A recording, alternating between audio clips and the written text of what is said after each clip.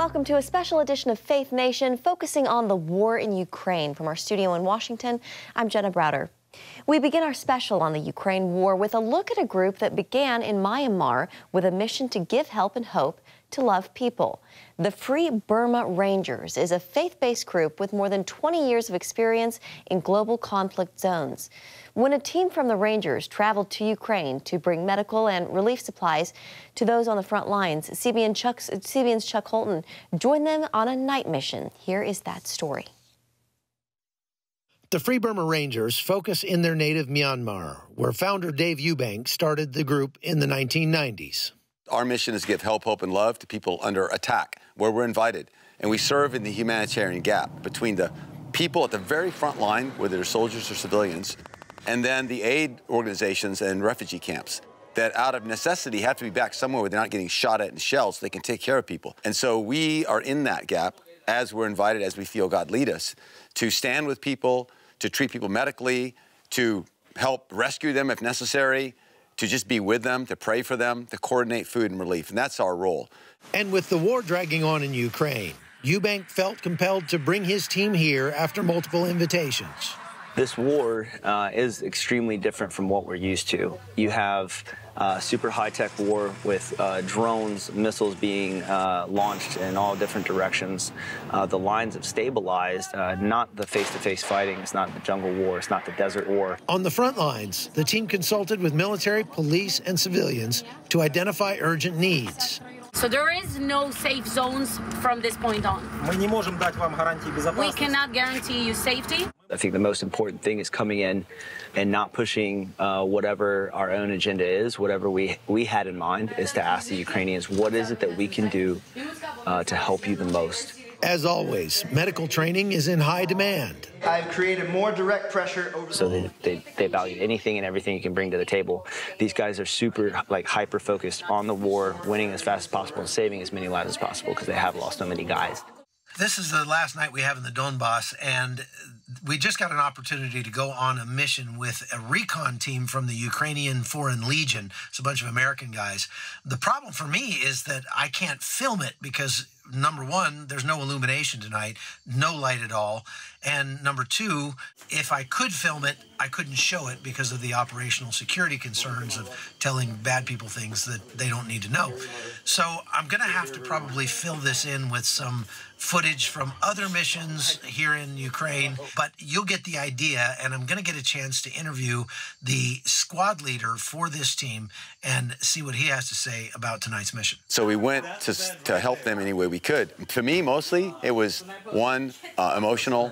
We love you guys. We care about you. You're doing the right thing. And more importantly, spiritual. Ask Jesus to help you.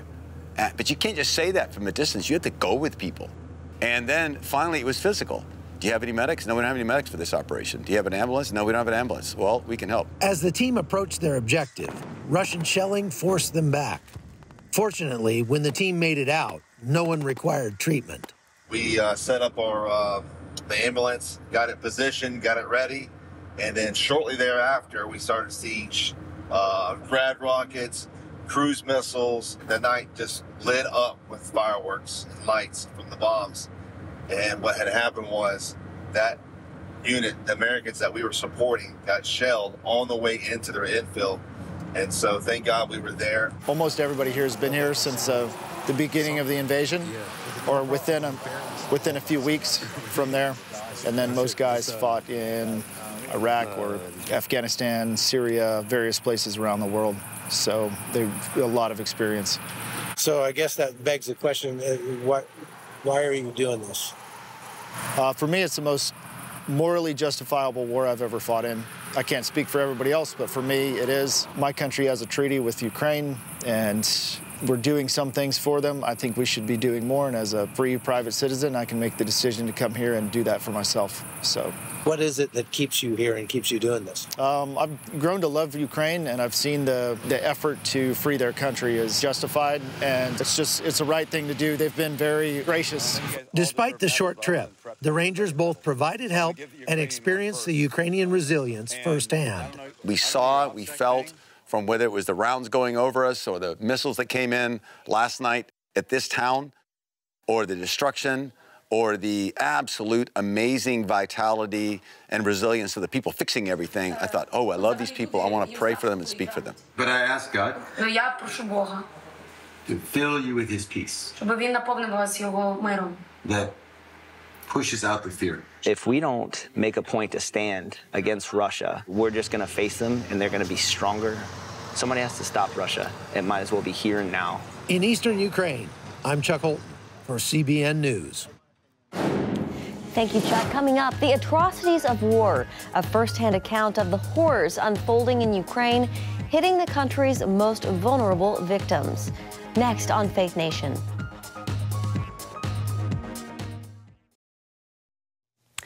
Well, as the war drags on in Ukraine, children are some of the hardest hit victims. Organizations on the ground are bringing help and hope to many who have escaped from the war-torn region. My co-anchor John Jessup and I spoke earlier this fall to the head of one such group helping the most vulnerable victims of the war. We're joined by Mykola Kuleba of Save Ukraine. Mykola, welcome. It's great to have you with us this evening. So to date, the Ukrainian government has verified more than 20,000 children illegally transferred from Ukraine to Russia, but that figure is estimated to be closer to 3 million. Talk about the impact this is having on children and their families. Thank you so much. It is horrible impact on next generations, because it's hundreds of thousands of children who've been forcibly deported, and it is only 20,000 who've been identified as the deported children, but it's a huge abduction of kids, and 1.5 million of Ukrainian children live under the Russians on occupied territories and in Russia Federation, and they are hugely brainwashed by Russians. And Save Ukraine, only one who provides rescue mission and recovered these children who've been abducted. We have a network of different services, and we provide psychosocial support together with the local churches all over Ukraine. Mykola, you talked about abductions. We know brainwashing, and we've heard of cases of abuse. Save Ukraine has been around since 2014, and your volunteers are risking their lives to help provide humanitarian aid and relief and rescue for young kids. Per the Geneva Convention, what Russia is doing is considered a war crime and considered genocide. So why aren't we seeing more forceful action, more vocal opposition from the global community? We have to wake up. It is our call to all nations, to all civilized world, to wake up and to define this abduction as genocide, because it is a massive indoctrination of Ukrainian children, because the main goal of Putin is to destroy Ukrainian identity, is to take these kids to Russia, re-educate them, and instill hatred towards Ukraine. They want to use our kids as a weapon against Russia. And we have now thousands of Russian soldiers who died on battlefields. And these young adults have been school children on occupied territories 8 and 9 years ago. And after invasion, they were being brainwashed, and Russia used them as a weapon against Ukraine. You're partnering with other groups too, like NGOs and churches, to provide support for these families and their kids. Can you talk specifically about your partnership with CityServe to offer support for trauma recovery?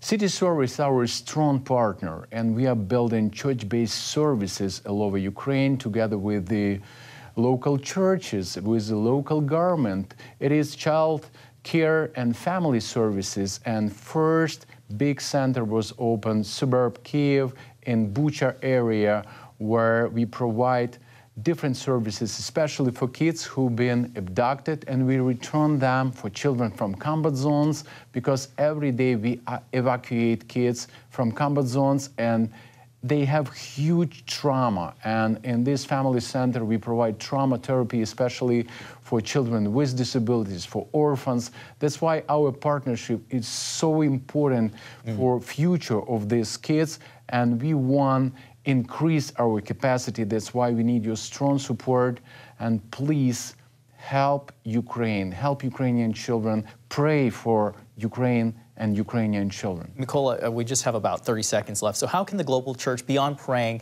help in the ongoing war? What can people do? Yeah, first of all, to pray for our kids, because it is millions of Ukrainian children who need your support. And thank you so much. My heart is full of gratitude for all American people who helping us, for praying for us. And we have to be strong. Please don't give up and be with us. Mykola, thank you so much. We are out of time. Mykola Kuleba with Save Ukraine, thank you for being with us. And if you have an opportunity to check out his Twitter, you'll see some very emotional and moving reunifications with families. Thank you so much, Mykola. A direct bomb hit leads to a brush with death. When Faith Nation returns, we speak with the Fox News war correspondent who almost lost his life in Ukraine.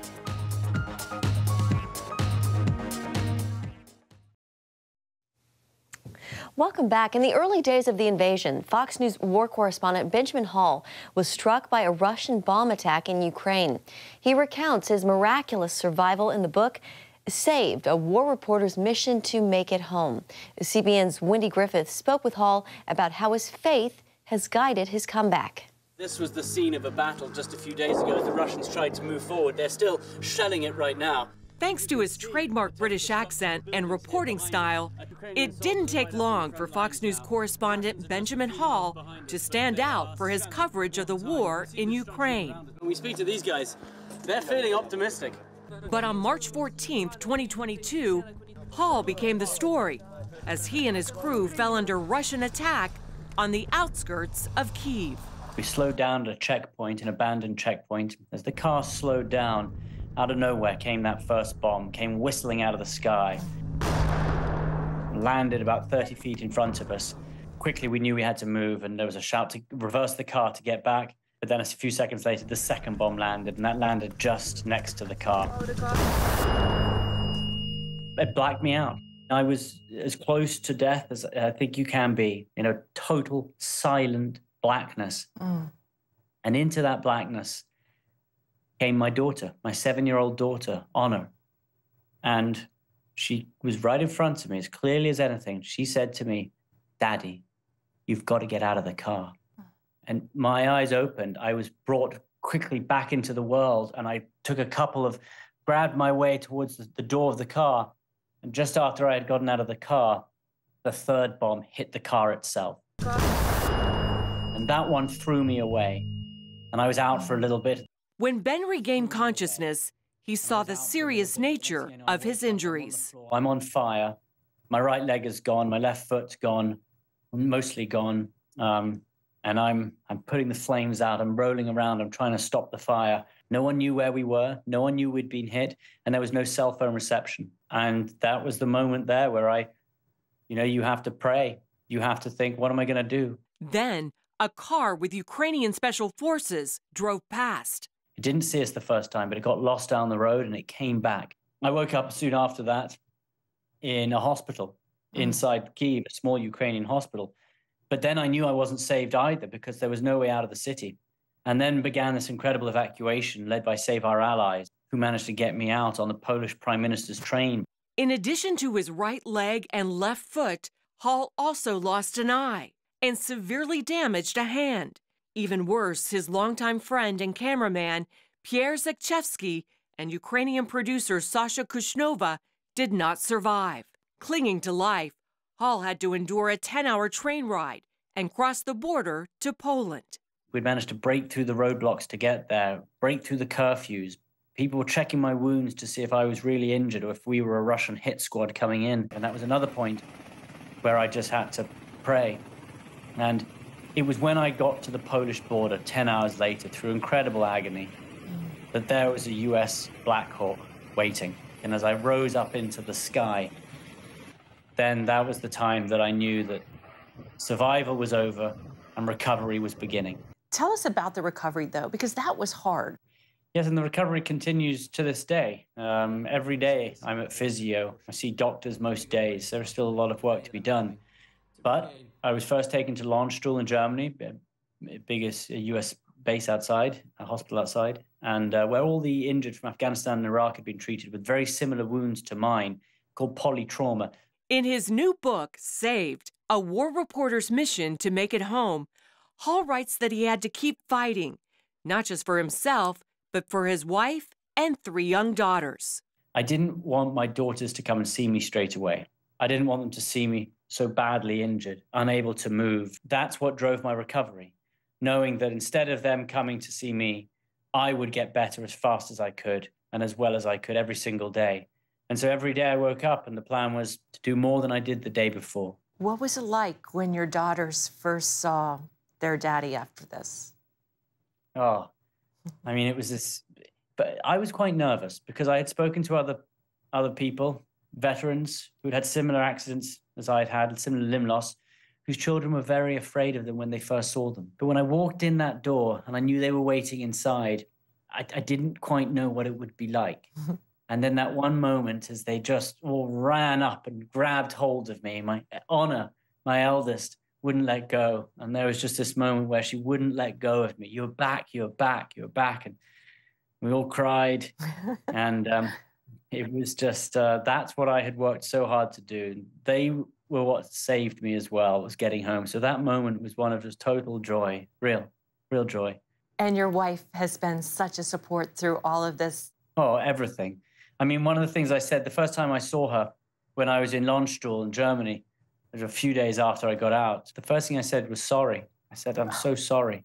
Not because of what had happened, but because of what lay ahead.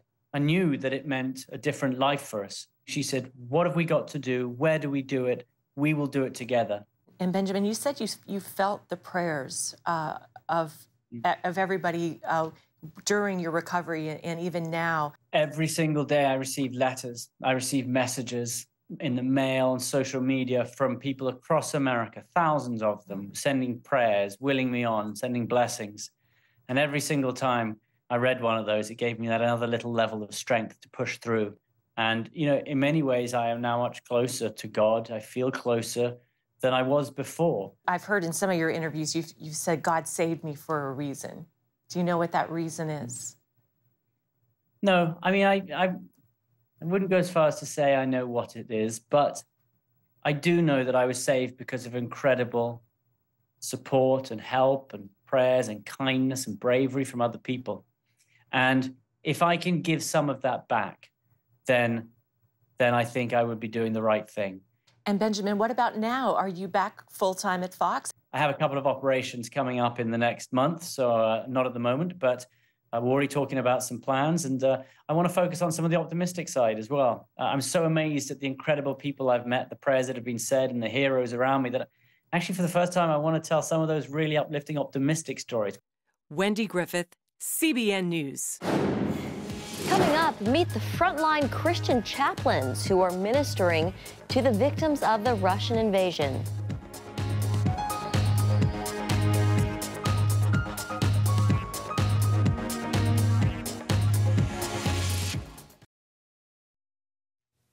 Finally tonight, with casualties in the hundreds of thousands in the Ukraine war, many of the injured bear not only physical and visible wounds, but also unseen emotional pain too. Ukrainian chaplains offer spiritual healing to those wounds. CBN contributor Chuck Holton reports on the growing demand for these caregivers for the soul.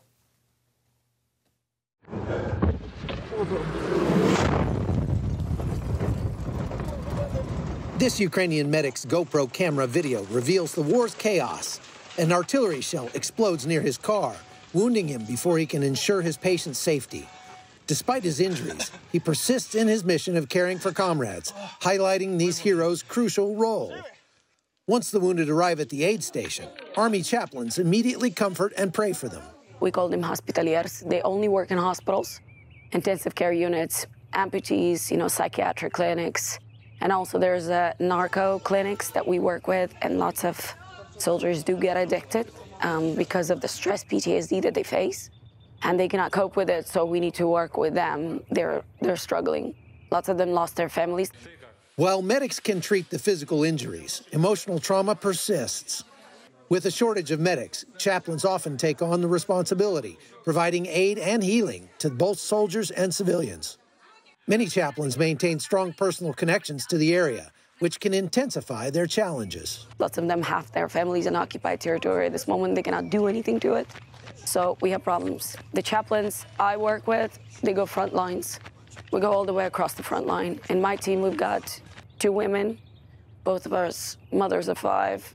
Christian Hickey, an American Green Beret and ex-police officer, relocated to Ukraine last year, committed to helping these chaplains. Chaplaincy is not something that's been around at all in Ukraine. It was just officially established in 2022 after the war started. It had unofficially started in 2014. But now I sit on a board where I can actually have direct insight and give great advice on how the chaplaincy corps should work and help train those chaplains so they can go out and help soldiers who are seeking answers, who are looking for something, and this reveal Christ to them right there in the trenches. Chaplains recognize the critical nature of their mission. If a soldier is conscious, then we talk to them. We hold their hands. We try to take their attention away from their wounds. Medics like us because they like to work with chaplains because we stabilize them. This mission is so important. It's the person on the ground, Russian or Ukrainian, who are fighting each other, who are dying, and who are needing some sort of help. We want to stand in solidarity, say, hey, we love you, we're here to support you, and to give them something that's everlasting. It's not something that's internal, not something that's going to go away after we leave. What we want to do is we want to preach the pure gospel. Just like pray to them, lead them to Jesus, take their hands, and like literally pray and they accept Jesus Christ in their hearts. The wartime horrors can affect the chaplains as deeply as the soldiers. Katerina reflects on her emotions just after hearing of a friend's death. If you ask me to describe what war is, I'd probably use one word to describe it. It's just a waste. It's just a waste of money, resources, a waste of lives, waste of where sometimes we run out of strength. There's just a waste of a whole country, and it's absolutely pointless. Absolutely pointless. At the end, nobody wins. Chuck Holton, CBN News, Ukraine. Thank you, Chuck. And that's going to do it for Faith Nation this evening. Thank you so much for joining us. Have a great night, and we'll see you tomorrow.